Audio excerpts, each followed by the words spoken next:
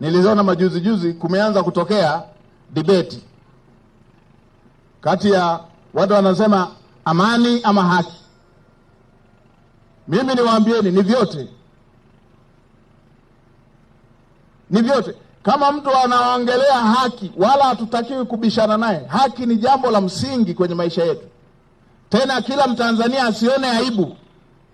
Kila Mtanzania asione aibu kusemea haki ndani ya nchi yetu. Ni jambo la msingi. Na kila Mtanzania anatakiwa atambue kwamba moja ya pacha moja anayeleta amani ndiyo ni haki. Eneo moja tu ambalo tunatofautiana na wanaharakati, tunatofautiana eneo moja tu. Wanapoongelea haki hawaongelee hapata haki ambayo haina wajibu wowote. Hapa duniani haipo nchi yoyote ile ambayo ina haki tu haina wajibu wote wa kutimiza. Haipo. Haipo, haijatokea nchi ile ambayo ina haki tu na haina wajibu wa kutimiza. Kwa hiyo tusijifiche kwenye kichaka cha haki. Haki wote tunaitaka, na haki wote ni mawakili wake. Wote tunataka haki ifanyike. Tunataka wote haki itendeke. Sisi tunaenda hatua zaidi. Tunasema tujenge taifa lenye wajibu, taifa lenye watu wanaowajibika, taifa lenye watumishi wa serikali wanaowajibika. Wajibu. Na katiba ya nchi yetu tulionayo hii hapa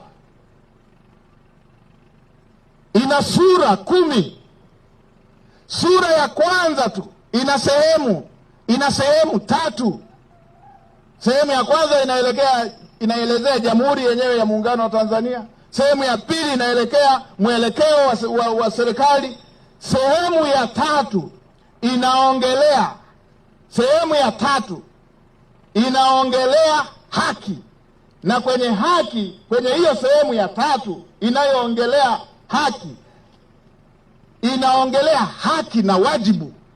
Katiba yetu inaongelea haki na wajibu. Wale wanaoongelea haki peke yake wameitoa wapi hiyo? Katiba sehemu ya 3 ukurasa wa 2 inasema haki na wajibu muhimu. Watanzania tusome ili wanaharakati wasio wakatupeleka kwingine. Inaongelea haki, tena kwenye heading hiyo na wajibu muhimu. Kwenye haki imeelezea haki ya usawa, ndo ya kwanza hiyo. Haki ya kuishi ya 2. Haki ya uhuru wa mawazo ya 3. Haki ya kufanya kazi ya 4. Kwenye wajibu inaongelea haki, inaongelea wajibu wa kushiriki kazini. Wajibu wa kushiriki kazini. Inaongelea wajibu wa kutii sheria za nchi. Haki na wajibu. Imeelezea haki na inaelezea wajibu.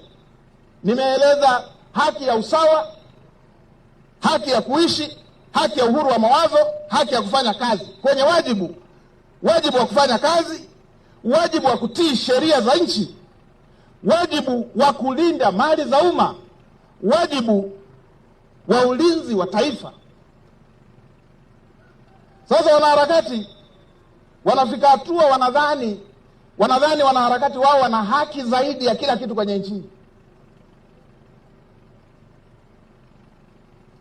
kwamba wao ndo wana haki ya kukosoa, wao ndo wana haki ya kukasirika, kwamba wengine wote hawana haki ya kukasirika. Na mimi nivipongeze vyombo vya ulinzi na usalama kwa hatua vilivyochukua, kwa sababu wale wanaochukulia mawazo mepesi hawajui kitu gani kingetokea kama sio uimara wa vyombo vya ulinzi na usalama. Kuna watu wanadhani wao ndo wana haki ya kukasirika. Kwa hiyo mmeenda pale wakachoma zile ofisi za CCM zote. Nani kawaambieni wana CCM sio wa Tanzania? Nani kawaambieni hawana haki ya kukasirika? Mlishajua wao wangekasirika wangefanya nini? Ninyi mliokuwa mnataka vyombo vya ulinzi vilale majumbani, mlijua hawa wengine walioonewa wangekasirika wangefanya nini? Mmejua vyombo vimeepusha kitu gani?